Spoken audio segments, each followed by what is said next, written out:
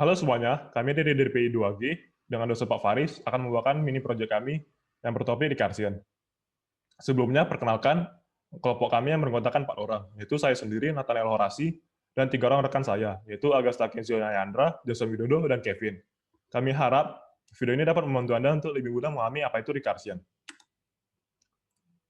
Recursion adalah suatu fungsi yang memanggil fungsi itu sendiri.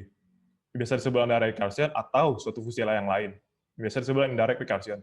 Seperti yang Anda lihat, direct recursion adalah metode yang memanggil metode itu sendiri. Hal ini berbeda dengan indirect recursion. Di dalam indirect recursion, kita akan membuat dua metode. Metode pertama akan memanggil metode kedua, dan metode kedua akan memanggil metode pertama.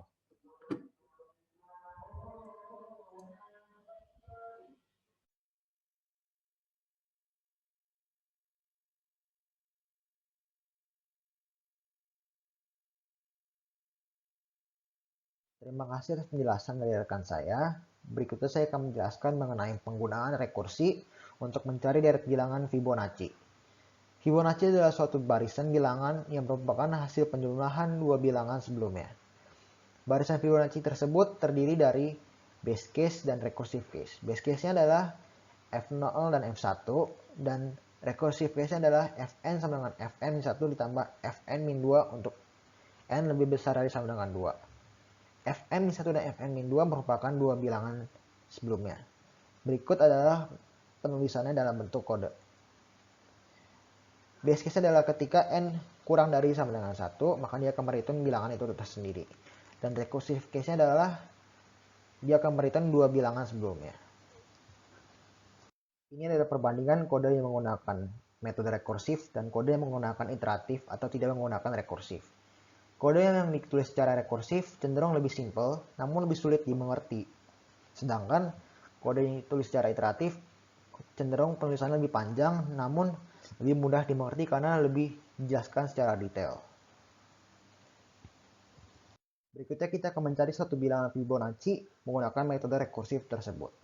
Sebagai contoh kita akan menggunakan parameter 4. Yang pertama adalah kita memanggil Fibonacci 4. Lalu kita cek terlebih dahulu apakah dia masuk base case atau tidak. Karena tidak masuk base case, maka dia akan mereturn Fibonacci 3 dan Fibonacci 2. Saya akan mengerjakannya mulai dari bagian kiri terlebih dahulu. Fibonacci 3 akan dicek ke dalam base case terlebih dahulu.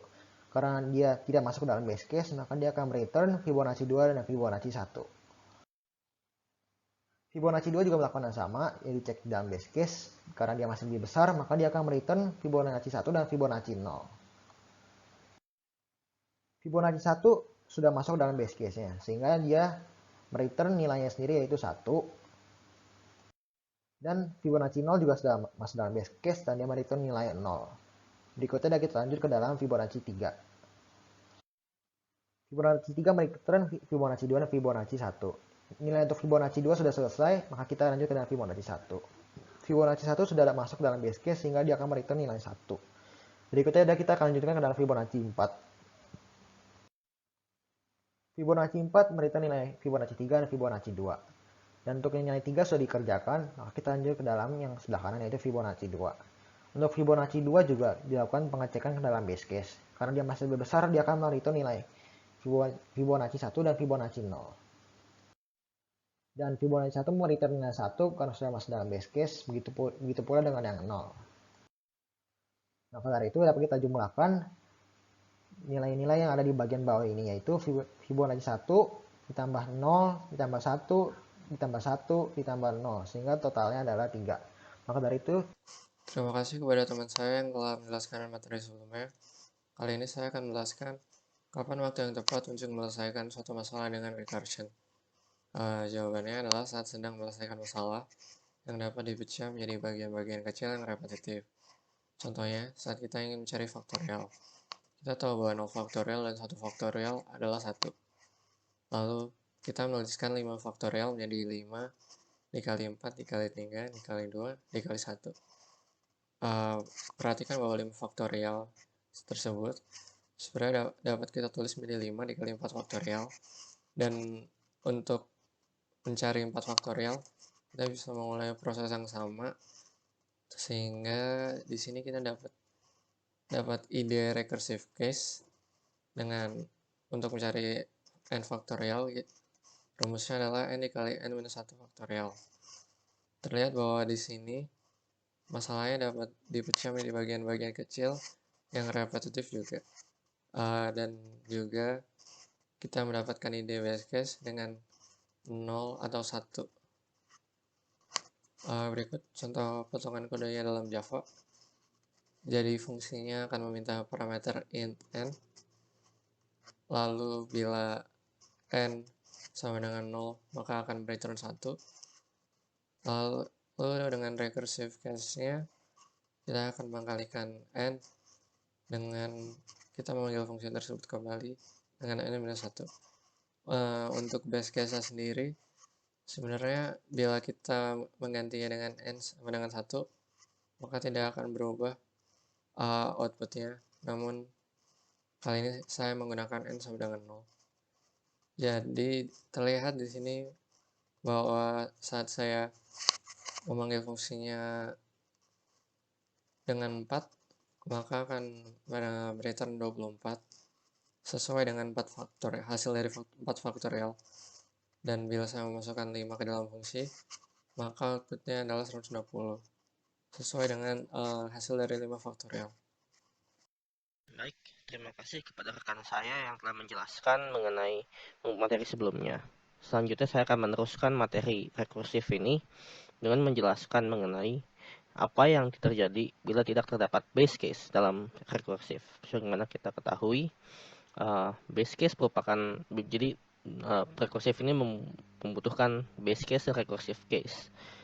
Apa yang terjadi jika kita hanya punya recursive case atau bagian atau fungsi yang hanya manggil dirinya sendiri tanpa ada kasus dasar, kasus awalnya. Nah, di sini bisa kita lihat di slides ada fungsi faktorial dengan recursion yang ini hanya memanggil fungsi jadi awal faktorial n yang hanya memanggil rekursi n dikali n-1. Nah, ketika dijalankan, maka akan muncul exception karena terjadi ada namanya stack overflow error. Error ini terjadi jika suatu rekursif tidak memiliki base case. Bisa kita lihat ada contoh kedua, yaitu di slide ini itu fungsi repeat yang di dalamnya dia hanya melakukan memanggil dirinya sendiri, yaitu repeat. Yang mana hal ini bisa dibilang kalau ini adalah rekursif, dia adalah sebuah infinite loop. Makanya muncul sebuah stack overflow error. Stack overflow error juga bisa digambarkan dari animasi ilustrasi di slide ini, yaitu diambil dari film Doctor Strange, bahwa di sini itu fungsinya seperti terjebak secara dalam sebuah infinite loop terus-menerus tanpa henti. Dan contoh ilustrasi lainnya adalah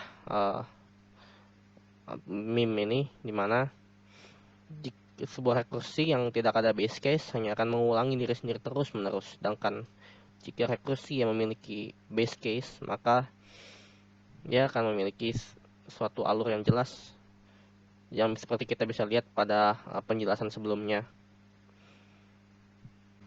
Baik, sekian presentasi dari saya dan sekian presentasi dari kelompok kami mengenai materi rekursi ini. Semoga membantu. Terima kasih dan sampai jumpa.